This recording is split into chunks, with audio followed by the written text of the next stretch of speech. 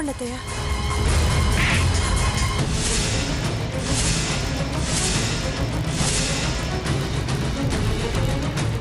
ఏయ్, నేనెలా కనిపిస్తున్నానే నీకు? ఇందాకటి దాకా గదిలో ఉన్నట్టు ఏమార్చావు, తర్వాత వారెక్కడికి వెళ్ళారో తెలియదు అత్తయ్యా అన్నావు. వాడి సంగతి తెలియకుండానే నాకు అబద్ధాల హరికథలు వినిపించావా నువ్వు?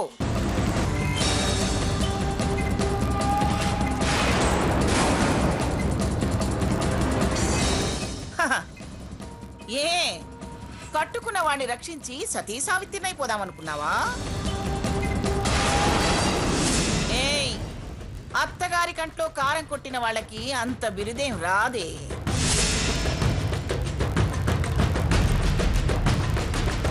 ఏమన్నావే? ఎక్కడికి వెళ్ళారో నాకు తెలియదు అత్తయ్యా అని నంగ నాటకాలాడతావా? పంపించిందే నువ్వు.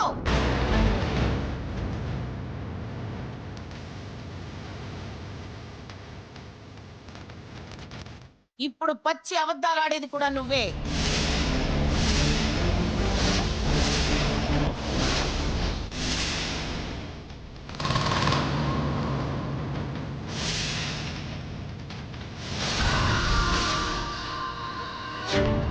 నేను వద్దన్న పనిని పంతం పట్టి చెయ్యడం, పైగా ఏమైనా అంటే నన్ను తప్పు పట్టడం.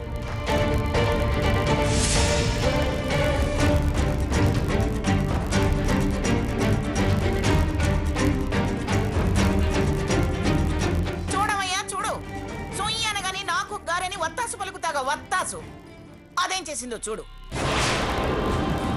పొద్దున వాడెవడో అనామకుడు అనాథ విధకి రక్తదానం ఇవ్వాలంటుంటే అక్కర్లేదు, ఎందుకు ఇవ్వాలని అంతగా చెప్పానా లేదా? మీరేమో పుణ్యం పురుషార్థం అని లెక్చర్లు ఇచ్చారు, లెక్చర్లు. అందుకే నా మాట తుడిచి అవతల పారేసి భర్తని రక్తదానం ఇవ్వడానికి వీర తిలకం దిద్ది పంపించింది పరమ సాధ్వి అత్తయ్య. ఏయ్, నోరు తెరిస్తే నాలుక చీరుస్తాను. చెప్పండి జడ్జి గారు, తప్పేవరిది? న్యాయం ఎటు చెప్తారు?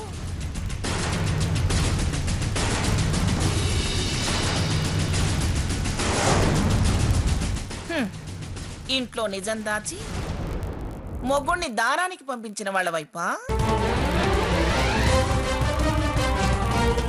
పూజ చేయాలి నీరసం వస్తుంది వద్దు అని అన్న వాళ్ళ వైపా? మంగా ఏదో చావు బతుకుల్లో ఉన్నాడు, పాపం అనిపించి వెళ్ళాడేమో, వదిలేయి. ఓ పని చేయండి, మీరంతా కలిసి నన్ను మూట కట్టుకెళ్ళి కాశీ గంగలో వదిలేసిరండి.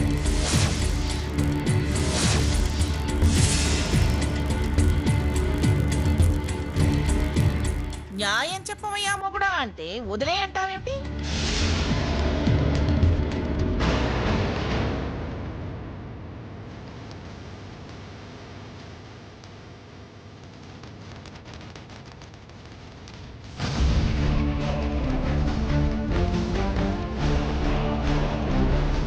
ఆనంద్,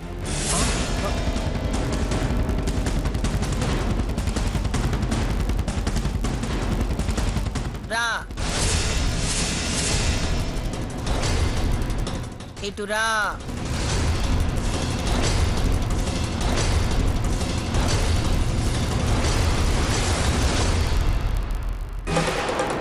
నీ దొంగ నాటకం బయటపడిపోయిందిరా.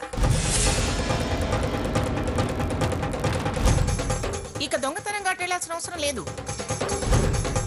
సింహద్వారమే దొంగ ద్వారం. రా, ఇటువైపేరా. నీ పెళ్ళాము నా కళ్ళల్లో చల్లాల్సినంత కారం చల్లేసిందిరా. ఇప్పుడు నువ్వు ఎటొచ్చినా ఒకటే.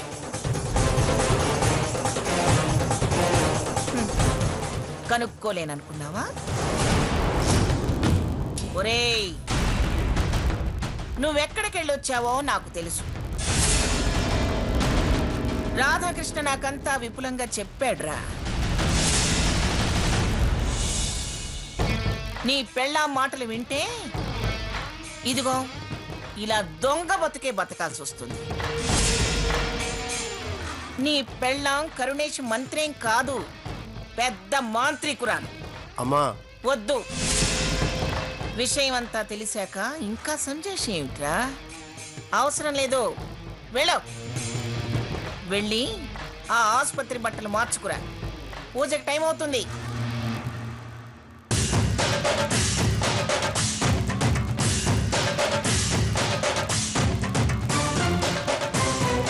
వాడు వస్తాడు గాని మీరు పూజ మొదలు పెట్టండి పంతులు గారు. అలాగేనమ్మా. ఆగమార్థంతు దేవానాం గమనార్థంతు రక్షసాం పురుకంఠారం తత్ర దేవతాహ్వాన లాంఛనం. ఓం విష్ణువే నమః, జిష్ణువే నమః, వృషస్కార నమః, దేవదేవాయ నమః, కృపాగ్ర నమః, దామోదర నమః, దేవదక్షాయ నమః, ఆదిదేవాయ నమః, ఆదిసుతాయ నమః, పుండరీకాయ నమః, పుండరీకాక్షాయ నమః, పరమానందాయ నమః, పరమాత్మనే నమః, పరస్పరాయ నమః, పరశుధారిణ నమః, విశ్వాత్మనే నమః, కృష్ణాయ నమః, కలీకమలాకృష్ణకృష్య నమః, మాధవాయ నమః, మధుసూదనాయ నమః, ముకుందాయ నమః, మాధవేశాయ నమః, వేద్యారిణే నమః, పుండరీకాక్షాయ నమః, అచ్యుతాయ నమః. సర్వమంగళమాంగళ్యే శివే సర్వార్థసాధికే శరణ్యే త్రయంబకే గౌరీ నారాయణి నమోస్తుతే. అయ్యా, అందరూ హారతి కళ్ళకత్తుకోండి. అమ్మా, మీరు కూడా అక్షంతలు వేసి అమ్మగారికి నాన్నగారికి నమస్కారం చేసి ఆశీర్వాదం తీసుకోండి. అపవిత్ర పవిత్రవా సర్వావస్థాగతో యస్మాత్ పుండరీకాక్ష సభాధ్యంతర శుద్ధి పుండరీకాక్ష పుండరీకాక్ష పుండరీకాక్ష నమస్కరోమి.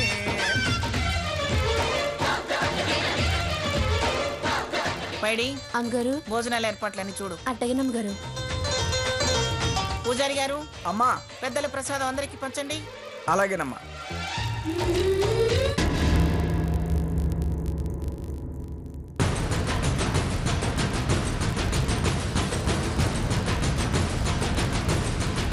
రాధాకృష్ణ, ఆగక్కడ.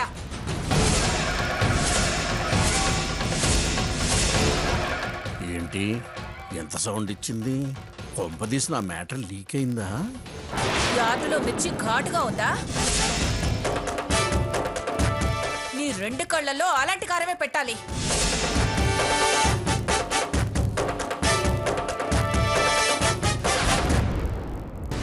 చెయ్యాల్సిందంత చేసి మళ్ళీ ఏ మొహం పెట్టుకుని మా గుమ్మల్లో అడుగు పెట్టావు?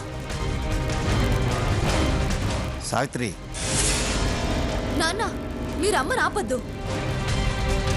అన్నీ భరిస్తూ అందరికీ భయపడి మనం తలంచుకుని ఉంటుంటే బతుకుండగానే సమాధి చేస్తారు.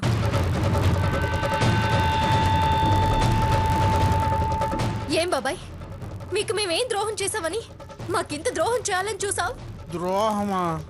నేనేం చేశానమ్మా?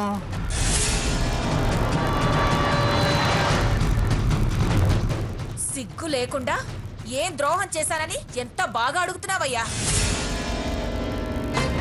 నేను నిన్ను ఆయన తమ్ముడుగా కాదు, నా తమ్ముడుగా చూసుకున్నాను. అందుకేనా ఇలా ప్రవర్తించావు? అన్నా కూతుళ్ళ మీద నిందలేసి వాళ్ళ జీవితాల్లో నిప్పులు పోయాలని చూస్తావా?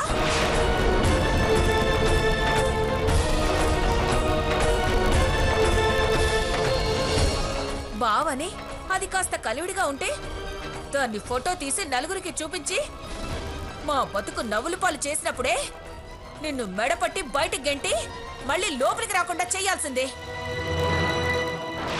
నువ్వు చూడదురా.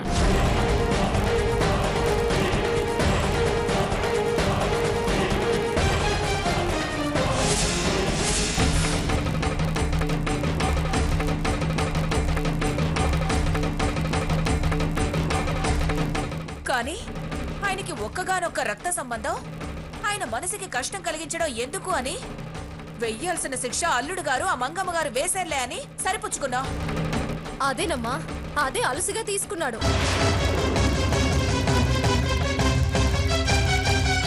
బాబాయ్ బాబాయ్ అని అందరం తనకి నాన్నకిచ్చినంత విలువ ఆయనకి పంచినంత ప్రేమ పంచితే ఈయనేమో కుళ్ళు పెంచుకున్నాడు. ఎరా రాధాకృష్ణ, ఏమిట్రా ఇది? ఏదో నా మీద నా పిల్లల మీద ప్రేమతో 4 రోజులు పెళ్లికి ముందు వచ్చామని అనుకున్నాను, కానీ ఇంత దుర్మార్గపు ఆలోచనలతో వచ్చామని అనుకోలేదు. గొప్ప సంబంధం, ఏదో అనుభవించేస్తాం, సుఖపడిపోతాం, స్థాయి మారిపోతుంది అని అనుకొని వచ్చావా?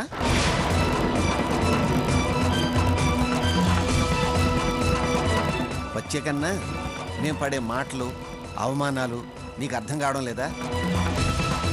దాని జీవితం కోసం అన్నీ భరిస్తున్న విషయం కూడా తెలుసుకోలేకపోయావా?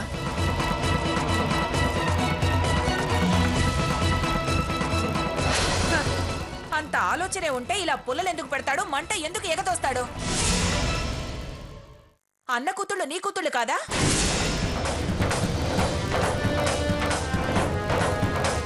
వాడు సుఖ సంతోషాలతో ఉంటే నీకు సంతోషంగా ఉండదా?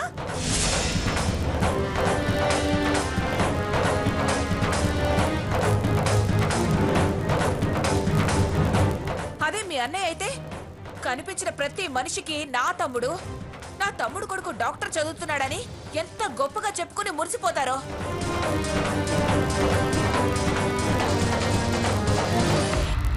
ఆయన వెన్ను తన్నుకొని అదే రక్తం పంచుకు పుట్టినోడివి కదా, ఇలాంటి పనులు ఎలా చేయగలుగుతున్నావు?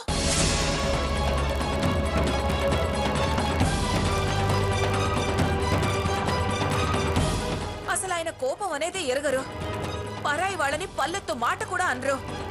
ఆయన తమ్ముడివి నీకిలా కాపురాలు కూల్చే బుద్ధి ఎక్కడి నుంచి వచ్చింది?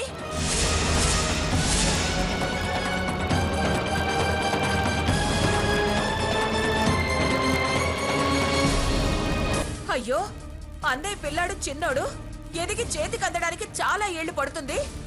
పెద్దదానికి పెళ్ళైనా ఇంకా గుండెల మీద 2 కుంపట్లున్నాయి. ఇప్పుడు ఆ గుండెకి కూడా ఆపరేషన్ అయింది.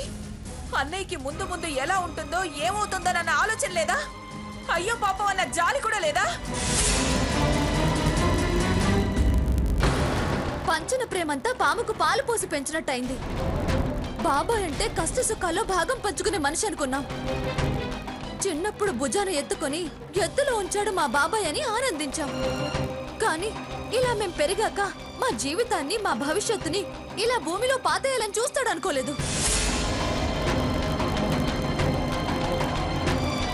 ఆడపిల్లల జీవితాలను ఏ విధంగా పాడు చేసినా దుర్మార్గుడు అన్నట్టేగా. ఎదురుపడి దాడి చేసేవాడి కంటే నీలాంటి వాడితోనే ఎక్కువ ప్రమాదం.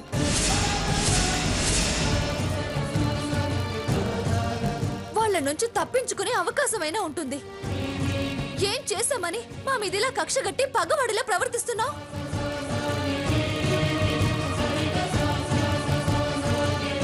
ఎంత అమాయకురాలివమ్మా. బాగుపడిపోతామన్న కుళ్ళు తప్ప మరో ఆలోచనే ఉంటే ఇలాంటి పనులు ఎందుకు చేస్తాడు? అయినా ఒకసారి స్వర్ణ గురించి చెప్పి మాతోటి అటు అమ్మమ్మ గారితోటి తిట్లు తిన్నారు కూడా. సిగ్గులేదా?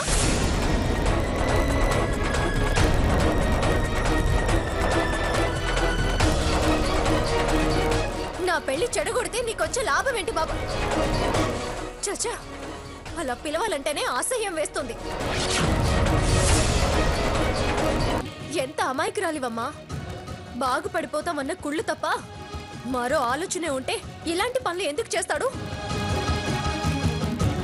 అయినా ఒకసారి స్వర్ణ గురించి చెప్పి మాతోటి అటు అమ్మమ్మ గారితోటి తిట్లు తిన్నారు కూడా. సిగ్గులేదా?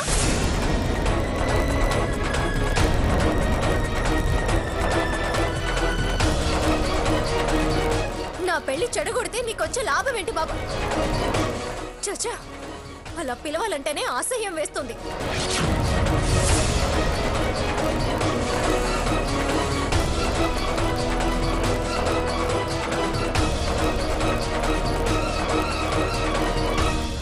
సీత, వదిలేమ్మా. ఇంకా తప్పు ఒప్పుకొని తలదించుకున్నాడు కదా.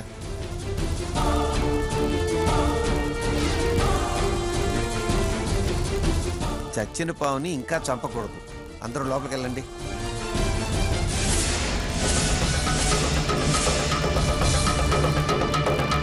పదండి అనగానే సిగ్గు శరం లేకుండా ఎంత బాగా ఇటు అడిగేస్తున్నారు. చేసి నిర్వాకం చాలు, వెనక్కి తిరగండి. నా మొగుడు చేసింది తప్పే, క్షమించమని అడగటానికి సిగ్గేస్తోంది.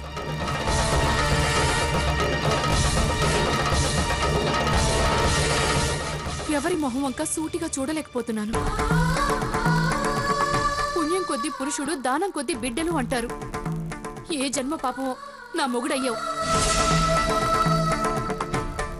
పదా. అమ్మా శకుంతల,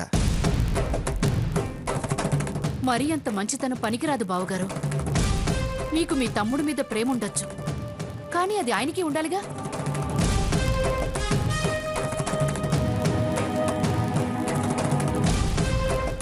చుప్పనాతి వాళ్లతో చుట్టరికం చూరుకి నిప్పు తెస్తుంది అంటారు.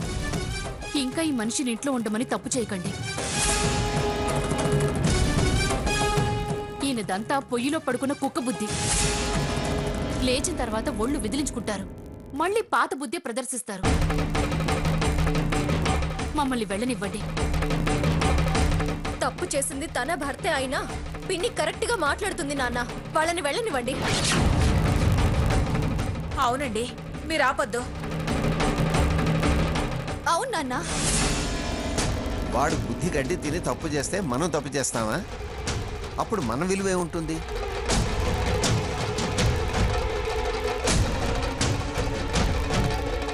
వాడి తప్పుకి ఆ భగవంతుడే శిక్ష విధిస్తాడు.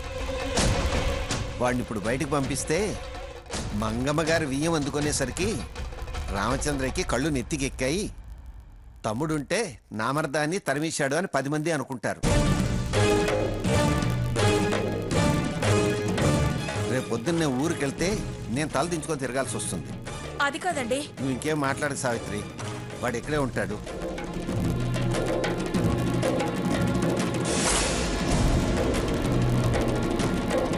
రే రాధాకృష్ణ, పెళ్ళయ్యేదాకా ఇక్కడే ఉండి ఆ 4 అక్షంతలు దాన్ని నెత్తి మీద వేసి వెళ్ళు. స్వర్ణ, పెళ్ళయి బాబాయ్ వెళ్ళేదాకా సూటిపోటి మాటలు మాట్లాడడం కానీ చిన్న చూపు కానీ చూసినా ఆ తర్వాత నా కోపం తెప్పించిన వాళ్ళు అవుతారు.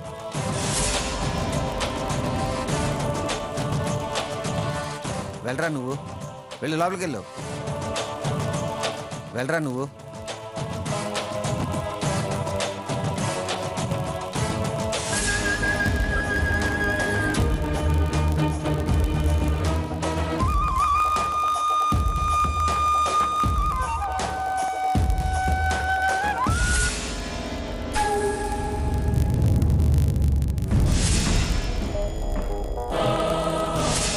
రామచంద్రయ్య తమ్ముడు రాధాకృష్ణ ఒట్టి చొప్పనాతి సన్నాసిలా ఉన్నాడు. రక్త సంబంధం అని కూడా చూడకుండా అన్న కూతురు సుఖపడిపోతుందని కళ్ళల్లో నిప్పులు పోసుకుంటున్నాడు. అందుకే వాడు లేని తప్పులు వెతికి గుడ్డ కాల్చి వాళ్ళ నెత్తిన వేయాలని చూస్తున్నాడు.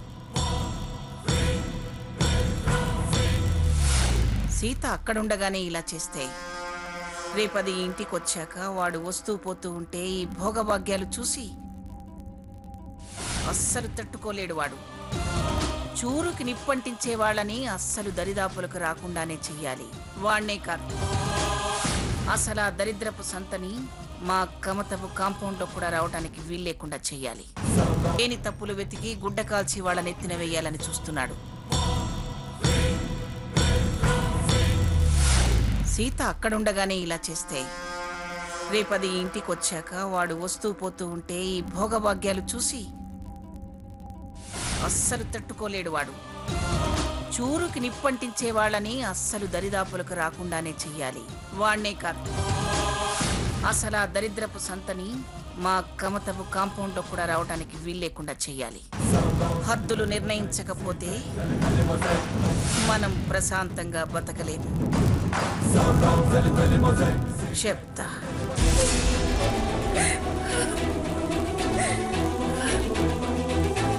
సావిత్రి, నేను వాడిని ఉండమన్నది వాడి మీద ప్రేమతో కాదు, మిమ్మల్ని బాధ పెట్టాలని అంతకన్నా కాదు. మన కళ్ళ ఎదుట ఉంటూనే ఇంత ద్రోహం తలపెట్టాడు. వాడి దారిని వాడిని వదిలేస్తే పచ్చ గడ్డి కూడా భూమి మీద మొలవనివాడు. చెలవులు పలవలు అల్లి మన కళల్ని తలకిందులు చేస్తాడు. వాడి మీద ఒక కన్నేసి ఉంచడానికి వీలవుతుందని వాడిని ఇక్కడ ఉండమన్నాను. అర్థం చేసుకో. దొంగను బంధించి బాధటం కన్నా బాధ్యత అప్పగిస్తే ఆలోచనలో పడతాడు. మనకి నష్టం కలగదు. బుర్రకెక్కిందా? డౌట్స్ ఉంటే అడుగు, మాస్టర్నిగా తీరుస్తాను.